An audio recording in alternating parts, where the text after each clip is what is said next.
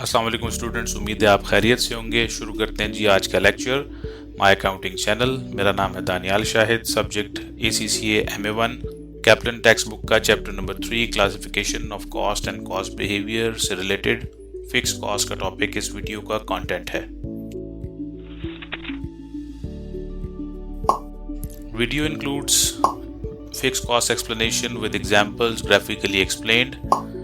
Graph है total fix cost to level of activity, graph है fix cost per unit to level of activity. Solved Kaplan kit questions 47, 61, 69, 75 and 77।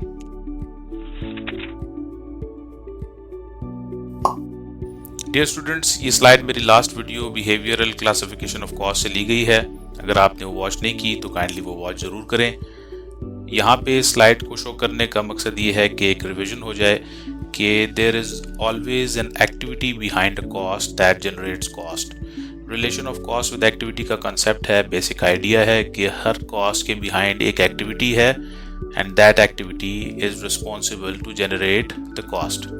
Example में electricity bill है, इसकी related activity electricity usages है। Gas bill की gas usages, water bill की water usages, telephone की telephone bill की telephone usage, fuel cost की fuel usages in vehicles, and then transportation cost.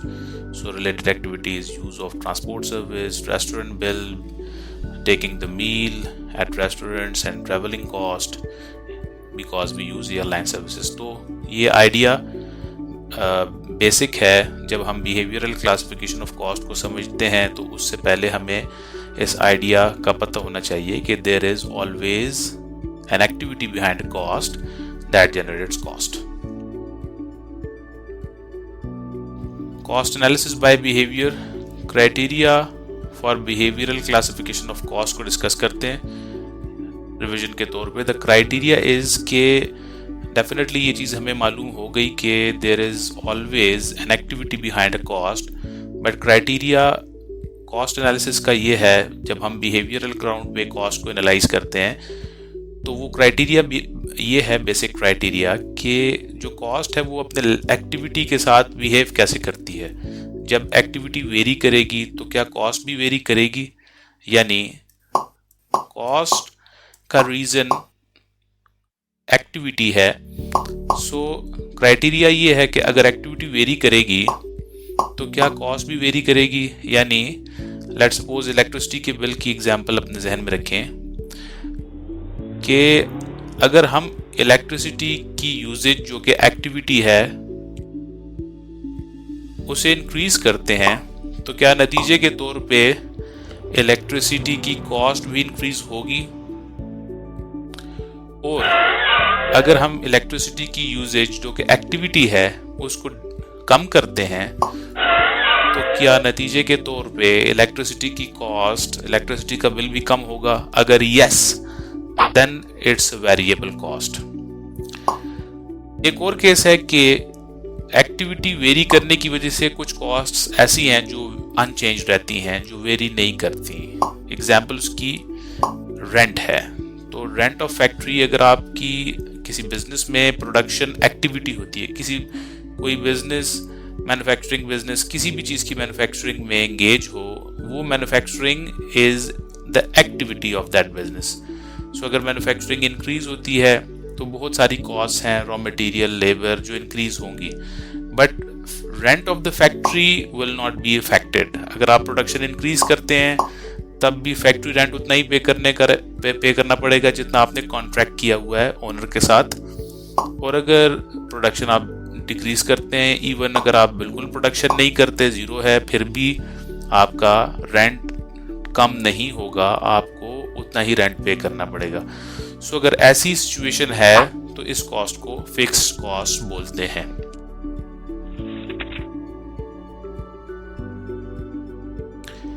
Furniture की बिजनेस की एग्जांपल लेते हैं जी। Behaviour of total fix cost to level of activity.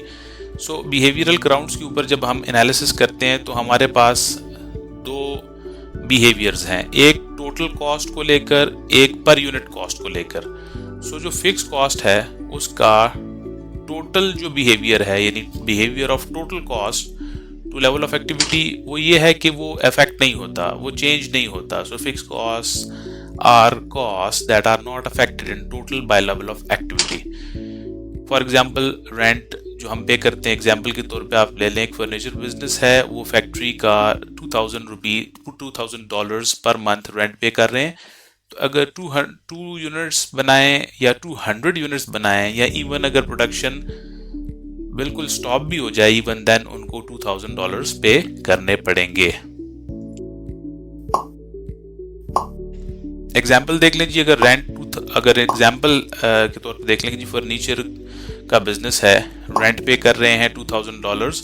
अगर एक चेयर मैन्युफैक्चर करें तब भी $2,000 है, 2 करें तब भी, अगर 10 कुर्सियां 10 चेयर्स प्रिपेयर करें फिर भी $2,000 रेंट पे करना पड़ेगा।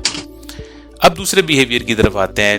The second behaviour is the behaviour of cost per unit. So यहाँ पे फिक्स कॉस्ट के केस में behaviour of fixed cost per unit जो है टू लेवल ऑफ एक्टिविटी वो देख लेते हैं। वो ये है कि fixed cost per unit would falls as the level of activity increases. जो लेवल ऑफ एक्टिविटी इंक्रीज होता है fix cost per unit fall करती है। देख लेते हैं जी, फिक्स कॉस्ट पर यूनिट इस केस में फिक्स कॉस्ट रेंट है और यूनिट जो है वो चेयर है, तो रेंट पर चेयर आपको कैलकुलेट करना पड़ेगा। पहले केस में रेंट पर चेयर 2000 डिवाइड बाय 1 तो 2000 पर चेयर आ गया। दूसरे केस में 2000 डिवाइडेड बाय 2 तो 1000 पर चेयर आ गया। तीसरे केस में 2000 डिवाइड बाय 10 तो 200 पर चेयर आ गया।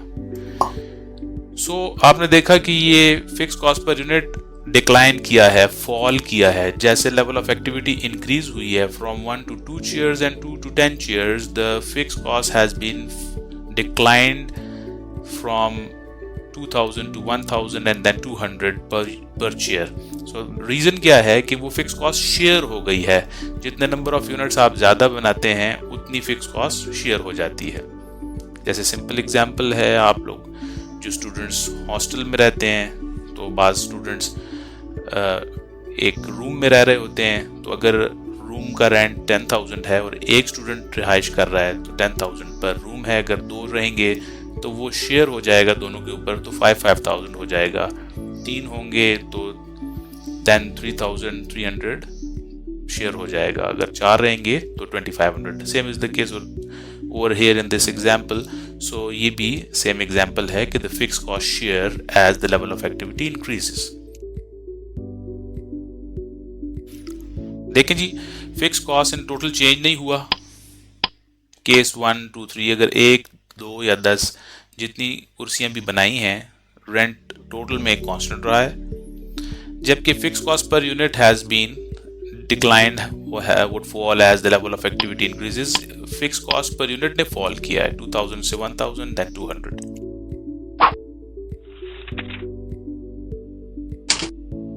अच्छा जी, एक कॉन्सेप्ट समझ लें। इससे इस कॉन्सेप्ट का रिलेशन किट के क्वेश्चन के साथ भी है कि fix cost per unit falls as output increases at declining rate. जो इंपॉर्टेंट पॉइंट है वो है ये कि एट डिक्लाइनिंग रेट। सो ये लास्ट स्लाइड से एग्जांपल ली है। फिक्स कॉस्ट पर यूनिट, अब मैंने नंबर ऑफ चेयर्स चेंज कर दिए हैं, 1, 2, 3, 4 चेयर्स हो गई हैं, तो आप कैलकुलेट कर सकते हैं खुद से। पहले केस में 2000 देन 1000 देन 667 पर चेयर आएगी, देन 500 पर चेयर आएगी। फॉल कितना आया है दूसरे केस में, जब हम दूसरे लेवल ऑफ एक्टिविटी पे गए हैं, 1 से 2 चेयर्स के लेवल ऑफ एक्टिविटी पे। तो पहले जब हमने 1 चेयर मैन्युफैक्चर की तो फिक्स कॉस्ट पर यूनिट 2000 पर चेयर थी। दूसरे केस में 1000 हुई तो फॉल कितना आ गया, 1000 का आया। तीसरे केस में 333 का फॉल आ गया, देन 167 का फॉल आ गया। अब हमने परसेंटेज मालूम करनी है कि कितने परसेंट से फॉल आया है। सो परसेंटेज में आपने जो फॉल आया है उसको लास्ट रीडिंग के साथ आपने डिवाइड कर देना है। तो 1000 को 2000 से डिवाइड करके 100 से मल्टीप्लाई कर दें, आपके पास 50% आएगा। इसी तरीके से 3 चेयर्स के केस में जो फॉल आया है और लास्ट 2 चेयर्स के केस में जो फिक्स कॉस्ट पर यूनिट थी उसको डिवाइड करके 100 से मल्टीप्लाई कर दें तो 34% आएगा। एंड देन 4 चेयर के केस में जो fall in fix cost per unit आया है उसको 3 केसेस के चेयर में जो फिक्स कॉस्ट पर चेयर थी उससे डिवाइड करके 100 से मल्टीप्लाई करें तो 25 आएगा। अब आप ये देखें कि डिक्लाइनिंग रेट पे फॉल हुआ है, यानी पहले 50% फॉल हुआ है, फिर 34% से फॉल हुआ है, फिर 25% से फॉल हुआ है। उम्मीद है आपको बात समझ आ गई होगी।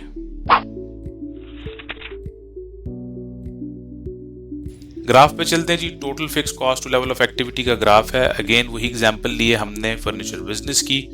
Rent paid on factory 2000 and the data is given in this table. हमने इसको प्लॉट करना है इस ग्राफ के ऊपर। अच्छा जी, ग्राफ पे जो एक्स एक्सिस है उस पे आप हमेशा इंडिपेंडेंट फैक्टर प्लॉट करते हैं और जो वाई एक्सिस है उस पे हमेशा डिपेंडेंट फैक्टर प्लॉट करते हैं। तो over here the units produce और मैन्युफैक्चरिंग और द लेवल ऑफ एक्टिविटी ये इंडिपेंडेंट फैक्टर है। क्यों? क्योंकि जब आपने मैन्युफैक्चरिंग की है तो उसकी वजह से कॉस्ट जनरेट हुई है। So cost is dependent. जैसे हमने पहले भी डिस्कस किया कि there is always an activity behind a cost. तो देन ये पता चला कि activity is an independent factor whereas the cost is dependent over the activity. So cost चूंकि डिपेंडेंट फैक्टर है इसलिए इसको हम वाई एक्सिस पे प्लॉट करेंगे। रीडिंग शुरू करते हैं जी प्लॉट करनी। पहली रीडिंग देखें जी, यूनिट्स को एक्स एक्सिस पे, यहाँ पे इस केस में यूनिट्स चेयर्स हैं और टोटल फिक्स कॉस्ट जो है आपके पास रेंट है। अच्छा जी, जो पहला पॉइंट था 0 पे, जो रेड पॉइंट 2000 पे दिखाया गया है, इसका मतलब ये है कि अगर प्रोडक्शन फॉल टू 0 भी हो जाए उसके बावजूद भी आपको 2000 रेंट पे करना पड़ेगा। देयरफॉर जो ग्राफ की लाइन है वो 2000 से ही शुरू होगी। देन 10 की reading 2000 for 20 units, again 2000 fix cost आपको बेयर करनी पड़ेगी। अगर 30 चेयर्स मैन्युफैक्चर होती हैं तो अगेन 2000 रेंट है। 40 चेयर्स मैन्युफैक्चर होती हैं, again for 50 chairs again 2000 rent है। For 60 chairs again the rent is 2000। तो there comes a straight line, a parallel line to x-axis is the graph for total fixed cost to level of activity.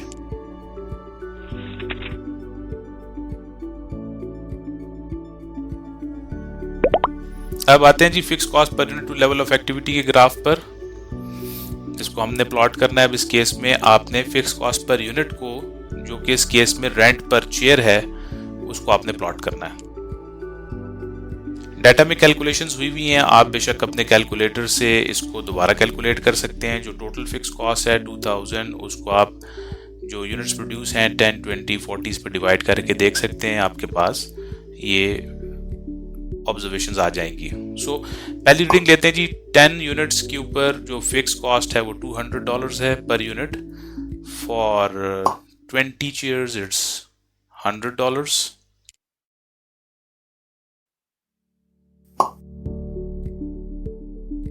For 40 chairs it's $50। 50 chairs के लिए $40 है। 50 की reading ये जो cost है 40, ये 50 से नीचे है थोड़ा सा।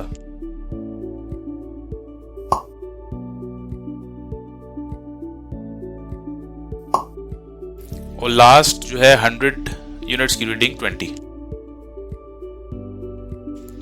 की का पॉइंट 25 से थोड़ा सा नीचे है। अब हम डॉट्स को ज्वाइन करते हैं।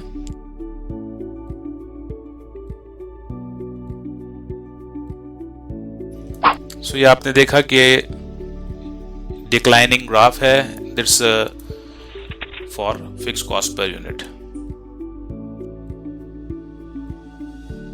अच्छा जी, behavioural characteristics for fix cost we got 2 conclusions. जब हम बिहेवियरल ग्राउंड्स पे एनालिसिस कर रहे होते हैं तो हमारे पास 2 टेस्ट होते हैं, 2 लिटमस टेस्ट होते हैं। एक किसी भी कॉस्ट का बिहेवियर इन टोटल, यानी टोटल कॉस्ट का विद लेवल ऑफ एक्टिविटी, और दूसरा है उस कॉस्ट का बिहेवियर पर यूनिट में विद लेवल ऑफ एक्टिविटी। ये 2 टेस्ट है। So first litmus test is the behavior of cost with level of activity, the relation of the behavior of total cost with level of activity. अब यहाँ पे fix cost का topic है, तो fix cost के case में behaviour of total fix cost with level of activity आ जाएगा. तो द टेस्ट इज कि the total fix cost remains constant with all the level of activities within the relevant range. दूसरा litmus test, behavior of fixed cost per unit with level of activity, that it declines with increase in level of activity. ये दोनों test आप नजर में रखिएगा. ये दो attributes हैं, दोनों कैरेक्टरिस्टिक्स हैं, दो फीचर्स हैं फिक्स कॉस्ट की.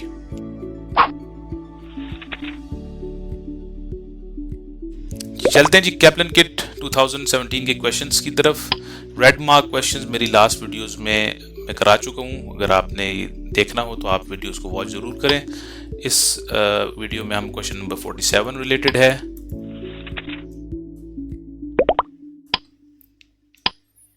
(61, 69, 75 एंड 77) ये 5 क्वेश्चंस हैं.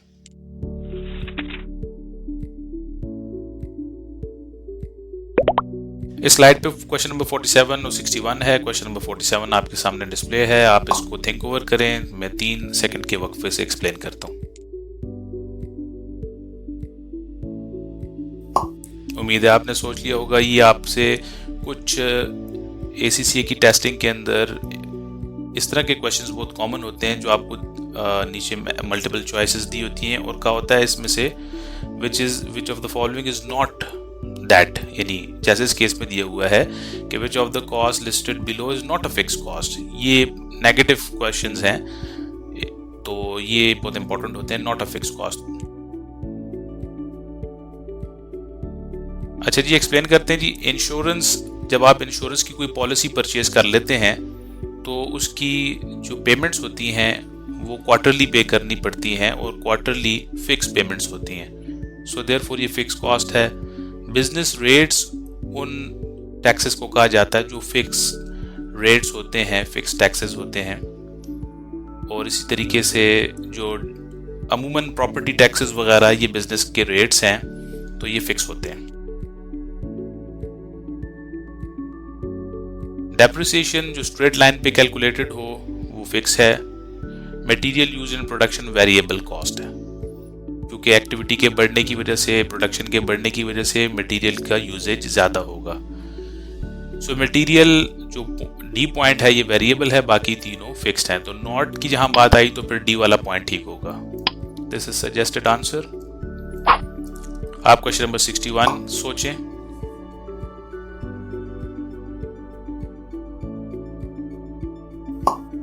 जी आपने सोच लिया. ये लास्ट स्लाइड पे मैंने डिस्कस भी किया है कि the fix cost per unit falls as the output increase at declining rate. अगर आपको दोबारा रिवीजन करनी हो तो आप बेशक उस स्लाइड पे जा सकते हैं. ये सजेस्टेड आंसर है. ये भी एक एग्जाम्पल के थ्रू समझाया गया है. आप इसको भी देख सकते हैं बेशक वीडियो को पॉज करके.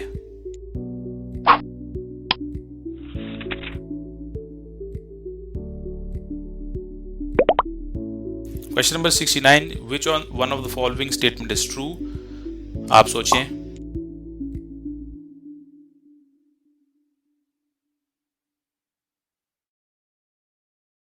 आपने सोच लिया जी.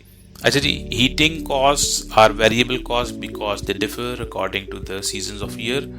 ये अमूमन वेस्टर्न कंट्रीज में जो हीटिंग का सिस्टम होता है उसकी कॉस्ट फिक्स्ड होती है. बी पार्ट जो है उसको आप देख लें. Semi variable cost is fixed for certain level of activity. ये सेमी वेरिएबल नहीं, ये एट्रीब्यूट स्टेप्ड फिक्स कॉस्ट का है. ये मेरी बिहेवियरल क्लासिफिकेशन ऑफ कॉस्ट वाली वीडियो जिन्होंने पहले देखी हुई है उनको बेहतर इस बात का अंदाज़ा होगा. अगर आपने नहीं वॉच की तो काइंडली पहले आप ज़रूर वॉच करें, या सेमी वेरिएबल और स्टेप्ड की वीडियोस ज़रूर वॉच करें तो आपको अंदाज़ा हो जाएगा. सो ये जो सेमी वेरिएबल कॉस्ट है इसकी डेफिनेशन ये है कि semi variable cost is that cost that contains an element of fixed and an element of variable cost. जबकि ये जो डेफिनेशन लिखी हुई है ये स्टेप्ड फिक्स कॉस्ट की है. सो बी भी रॉन्ग है और ए जो है ये भी रॉन्ग है. सी को देख लें जी. Fix cost per unit of output decreases as output increase. ये पॉइंट ठीक है, और टोटल वेरिएबल कॉस्ट और कांस्टेंट एट ऑल लेवल्स वाला पॉइंट भी गलत है। सो सी पॉइंट ठीक है, ये किट का सजेस्टेड आंसर।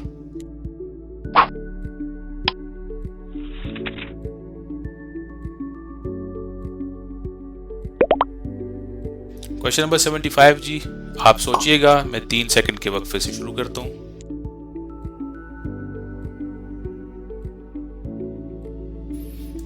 आपने सोच लिया जी। अच्छा, a company produces electronic circuit boards, each circuit board has raw material 60। Again raw material हमें मालूम है ये वेरिएबल कॉस्ट है, और लेबर भी वेरिएबल कॉस्ट होती है। Company is intended to produce 1000 circuit boards per week. The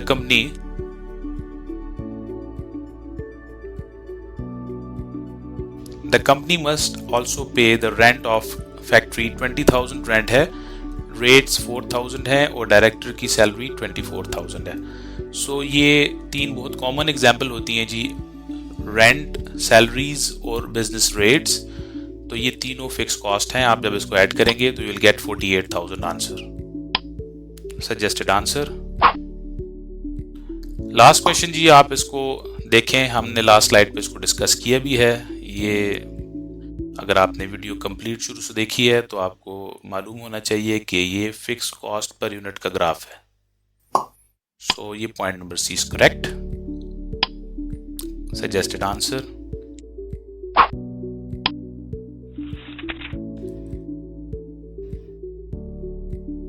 thank you for watching. Video पसंद आई हो तो ज़रूर लाइक करें, चैनल को सब्सक्राइब करें, कमेंट्स करें। कॉल और व्हाट्सएप नंबर प्रोवाइड किए गए हैं। क्लासेस की डिटेल्स के लिए, इंफॉर्मेशन के लिए आप राब्ता कर सकते हैं। Thanks for watching. अल्लाह हाफ़िज़ नासिर।